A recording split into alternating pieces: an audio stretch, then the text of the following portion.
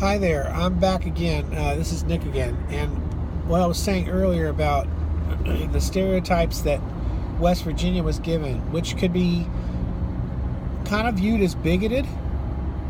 The stereotypes I mentioned earlier about my dad that was Italian and the bigotry there, being put in their place. What I'm saying is I could be very upset and try to get onto a bandwagon and a cause for that. But here's the flip side of it. I am on a cause. And my cause is this. My father loved America so much. If you could only see him and how much he loved, like, say, cowboy movies and would sit down and watch them. He loved John Wayne. He loved America and the flags. I say loved. My father is passed on and is going with the Lord. But he and my mother both instilled patriotism and a love for country and a love of God. Not in that order, but instilled that in us. When my father came to America, it was like he felt so blessed to be here. And it was a generation that usually taught their kids to speak English. And that's a whole other discussion. But they taught their kids to speak the language of the country where they had moved. Why?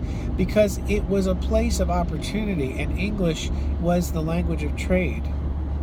Now, I know it's a new day, and it's not the same times that they started in. But my point is, there was a love and an appreciation for the land that they had moved to.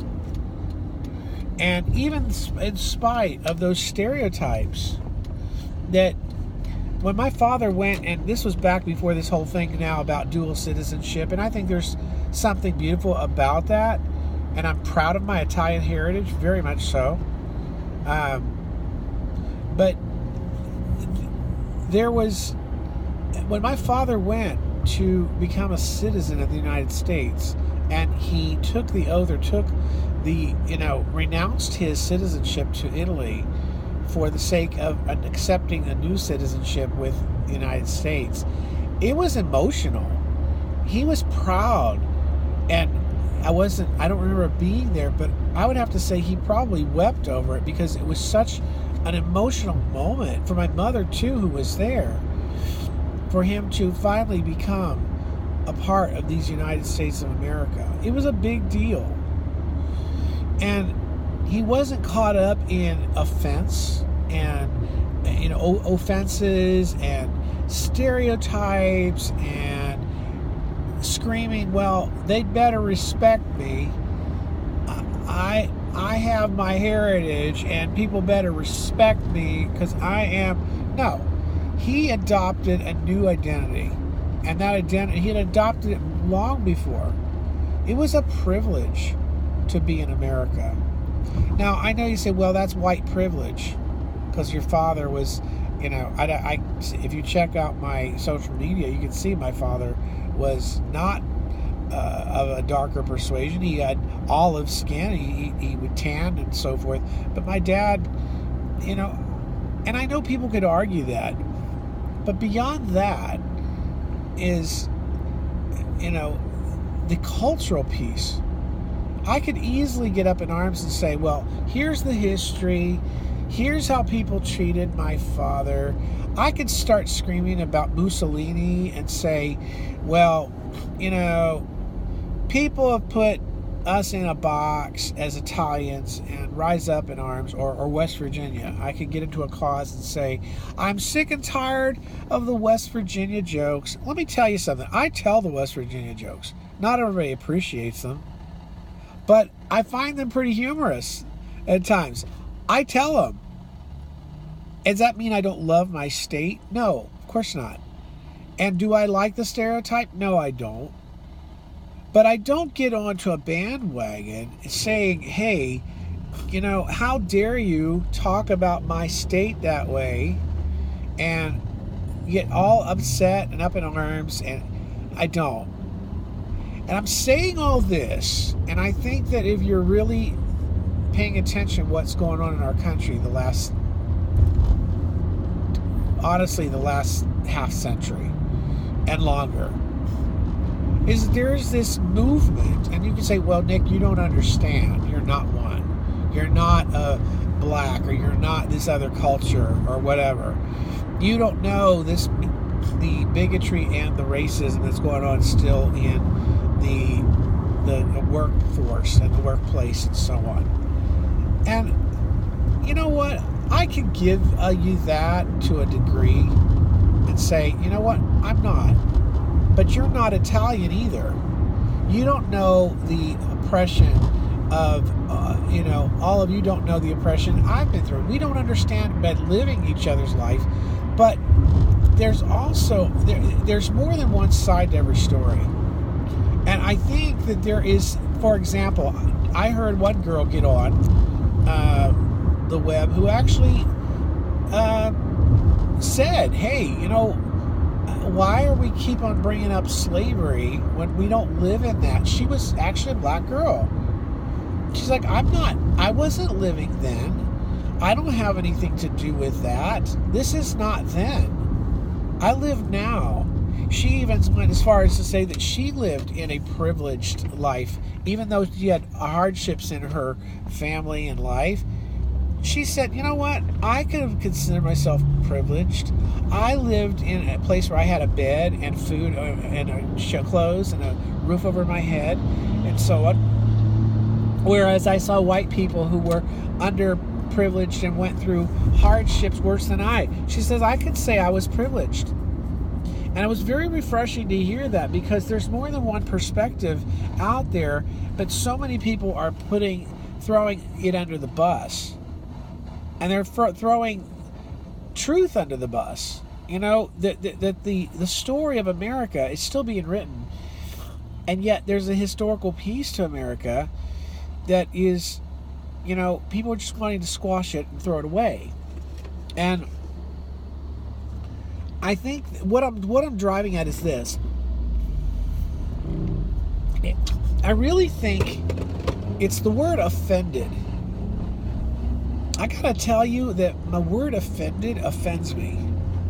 I'm not saying I never get offended.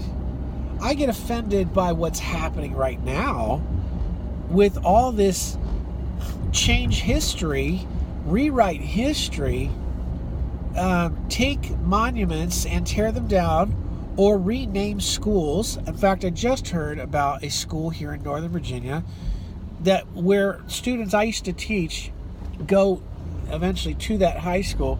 They voted the school board of a very well-known county in the United States. It's noted as being an exemplary county and being a model county for the nation. I'm about ready to throw in the towel and say, you know what? You are not a model county, because the things you're modeling are absolutely despicable.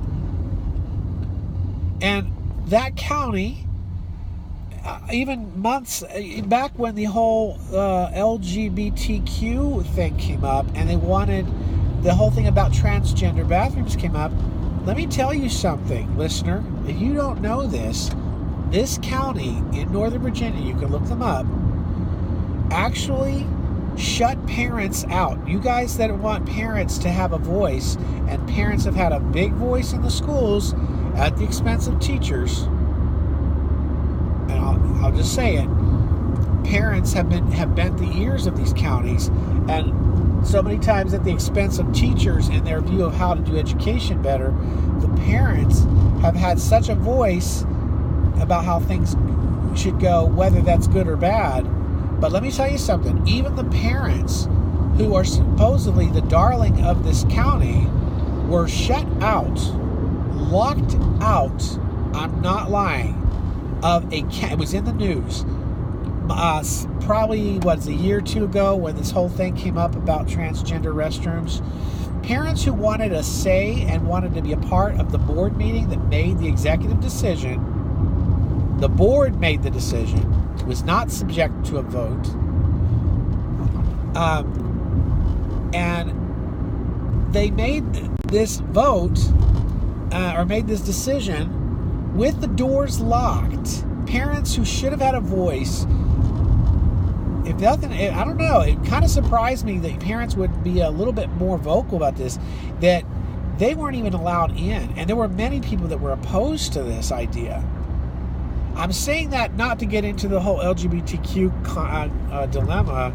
I'm saying it as an example of the integrity or lack thereof of this school district, of doing major decisions and making executive decisions about things. And this is what just happened with the name of one of the schools as well. Making executive decisions without the voice or vote of the people that are part of their district. And it's honestly, if it's anything's discrimination, that to me is discrimination, because it's silencing the voice of those who have the right to speak. And so they did it once already, at least, or more, where they shut out the parents, locked the doors. I mean, seriously, how undemocratic is that? And now with this decision, and I've been a teacher in this particular district. After this video, I may never ever go back. They decided as a board to rename a school. It was called after a deceased, distinguished figure from history, who happened maybe to be involved in the Confederate Army. And this whole thing about Charlottesville has come up. And the school district decides to rename the high school and take that person's name out.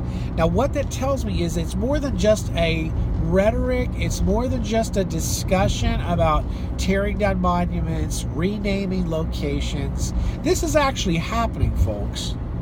It's actually happening. And the thing that freaks me out is that this district has got such a reputation and such a high standing in the eyes of the nation. Like, oh, everybody, look at this county, look what they're doing. You know, we should probably model ourselves. Let me tell you something. If you're not in education, you really should know this. There are statistics in writing that show not just this particular school district, but the nation of the United States and their education system are scoring at the very bottom. You heard me, the bottom. I've seen it. Of the charts when it comes to international academic excellence testing, that we are testing against the other school systems of the world at the bottom, folks. And we're supposed to be the model, and this particular school district being the model of the model nation. I'm sorry, but let me tell you something. America, you need to wake up. We are not on the high end of things. Finland and other countries are scoring in their academic assessments loads higher. China and some of these other countries, they're testing and their students are outperforming us in exponential extremes. And yet we want to shut our eyes and to close our ears and put our heads in the sand and say that we do it best when we don't even perform anywhere close to the caliber of other nations. And yet we are more caught up in being offended about racial discrimination, which I'm not minimizing. There is truly some things that need to be resolved. But to go to the extreme of start renaming, what this is doing, folks, is in my opinion, I don't think it's just humble, it's the truth. Trust me as an educator on this, I know what I'm talking about, is that we are telling our nation, our kids, if you don't like a certain part of history, you can just write it out. Just rename the school. Take it out. Oh, that was a violent person in our history. Let's just rename the school. Let's not even, so we don't have to think about it anymore. So basically what we're doing is we're starting the road, or on the road to erasing history, rewriting history, changing history books. We've already done it. We've already been changing things to be more correct politically. And now we've got kids. Let's take an example, the cell phone.